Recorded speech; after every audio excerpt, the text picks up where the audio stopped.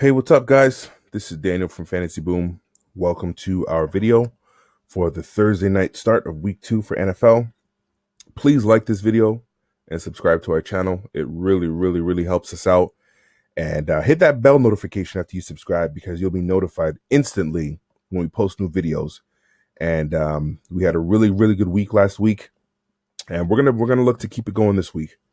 So if you are new to Predict Picks, what this is instead of like FanDuel and Draft Kings, you pick 9-10 guys and stay under a salary cap, and that's how you play.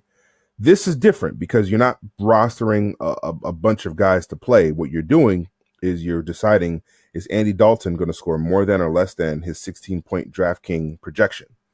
Now, I say this is based on essentially DraftKings scoring. The only difference is there's no 3-point bonus for passing, for rushing, or receiving. So other than that, it's the exact same for DraftKings. So that's all you have to decide, all right? Is Joe Flacco going to go score more than or less than 15 DraftKings points, okay? You pick any 2, 3, or 4 guys and make your bets based on that, and you just sit back and watch the game. So this is a much more interesting way of playing fantasy for me. I know me and my friends enjoy it greatly. We love it a lot, and we really look forward to playing each week. Now, this is a one-game slate tonight, and I'm not the biggest fan of one-game slates, and the reason being is you play the one-game slate like you think the game is going to go. So in my situation, I think the Ravens beat the Bengals, and I think they beat them good. So because of that, and because I know the Ravens defense is fairly good, I don't think the Bengals score many points. So I'm going to play it like so. Now, if tonight happens and the Bengals come out and score, 40 points and beat the daylights out of the Ravens, all my picks are going up in flames. That's just what it's going to be. So that's the problem with one game slate. So just keep that in mind. Play it like you think it's going to go play out in your head. That being said, let's jump right into it. Andy Dalton has a 16-point DraftKings, essentially 16-point DraftKings points. I think he's going to go under. The Ravens defense is one of the best in the NFL. Their front four is fairly fearsome. Their linebacking crew is also on point, and the Andy Dalton's offensive line is not good. Okay, it's not good. I think that they are going to get beat on the ground by the Ravens, and Dalton's going to be under pressure all day. He's not going to have time to make deep throws. So automatically, if that's the case, any other wide receivers? No other wide receivers. So if that's the case, guys like AJ Green are going to struggle. And this sucks because I actually have AJ Green in my year-long fantasy football league. But I don't think Andy Dalton is going to have the time to look down the field. So I think he goes under the 16-point projection and he gets sacked a decent amount tonight. AJ Green, subsequently, I think he's affected by that. He's going to get his targets, that's for sure.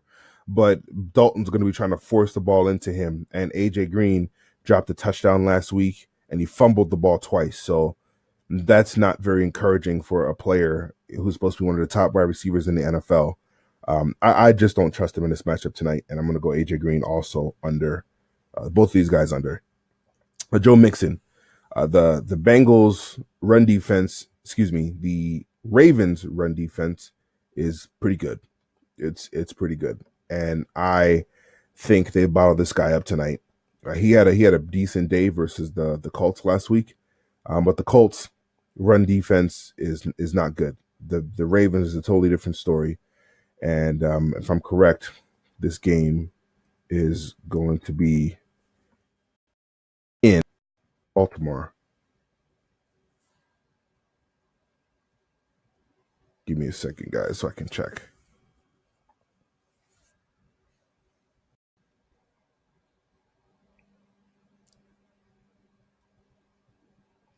No, it's in Cincinnati. Okay. It's in Cincinnati, so that's a slight bump up to the Bills.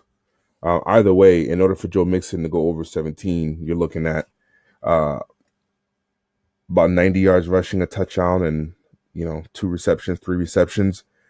I don't see that happening. So I like Joe Mixon to go under his 17-point projection.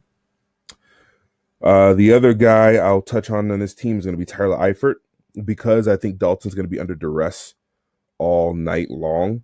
He's going to have to make short, quick throws to get the ball out of his hands, and that's going to be Tyler Eifert. He's going to be right there across the middle. I think he gets peppered with targets from Andy Dalton, and I think he can rack up, 6, 7, 8 catches for 40, 50, 60 yards, and that puts him over his 8-point projection. So I think he's going to be the one guy that's going to be able to do some damage on the Bengals side. So I like him to go over 8 in his projection here. And then we'll swap to the other side of the ball. Joe Flacco, his projection is 15 points. This guy's interesting because with him, he's been pretty bad going back for the last 4 years or so. When the Ravens drafted Lamar Jackson this year, Joe Flacco said, "Oh my gosh, like they're really going to replace me. I need to get serious." So then he decided to get serious. He decided to actually practice during the summer. He actually decided to show up and run through drills with his receivers over the summer. And you could tell because week 1, he looked really good. That was one of his best performances in years. And but it's really sad. Like how are you one of their highest paid players and you don't show up for stuff like that in years past? You kind of don't really care. But when you see they're drafting a quarterback to replace you, all of a sudden, now you realize how important it is. All of a sudden, now you want to get serious. That's just really, that's pretty shady to me. Anyway, that's my personal opinion. I like Joe Flacco to go over 15 points tonight. I think he gets it done. He has a lot of guys on his offensive side who definitely could do damage tonight. So we're going to kind of talk about who I think he's able to throw to. You got John Brown first with his projection 11. I think John Brown goes under his 11-point projection. And the reason I think that is because he's mainly a deeper threat, 20, 30, 40 yards down the field. And I think that Flacco's going to be able to tear apart this Bengals team with, shorter passes. So, passes over the middle, passes 10, 15 yards down the field. So guys like Snead and Michael Crabtree are going to be the ones that benefit the most. So I like Snead to go over 8, and I like Crabtree to go over 11. Crabtree is a possession receiver. Snead, it plays out of the slot. So these guys are going to be closer to the line of scrimmage. I like these guys to go over their projections, and then John Brown to go under. Javoris Allen is the backup running back. The main guy is Alex Collins. I actually like Alex Collins to... the projection is going to be a little close in my opinion. He needs a touchdown to get there, but I like him to go over. He's their main back. He's their goal line back. If they get down in the 10 yards to go, 5 yards to go, this guy's going to be in the game. They're going to give it to him and let him pound in that rock until they get a lead. So I like Alex Collins to go over this 14-point projection, and subsequently his backup. I like his backup to go under. I don't think his backup plays nearly as much in this game as they did last game. Now we got our 2 kickers left. Justin Tucker is one of the best kickers in the NFL and one of the highest scoring kickers for fantasy in the NFL. I like him to go over his 11-point projection. I'm expecting the Ravens to constantly be in scoring position, and if they don't get the touchdown in, Tucker's going to have a couple shots to kick it through the uprights. I like him to do that. And then Randy Bullock. I don't think the Bengals are going to be able to do the same thing. And Bullock's okay, but I don't think he goes over this projection. So I'm going to guess he goes under his 8-point projection. And that's kind of where I'm leaning right now for the offensive side of the ball. All these guys are defense, and I have no idea how this is scoring, so I'm not going to even mess with this at all. So that's that. If you do not have an account for PredictPicks, it's super easy to get one. Give me a second. You go here to predictpicks.com. As you can see here, they're in private beta mode.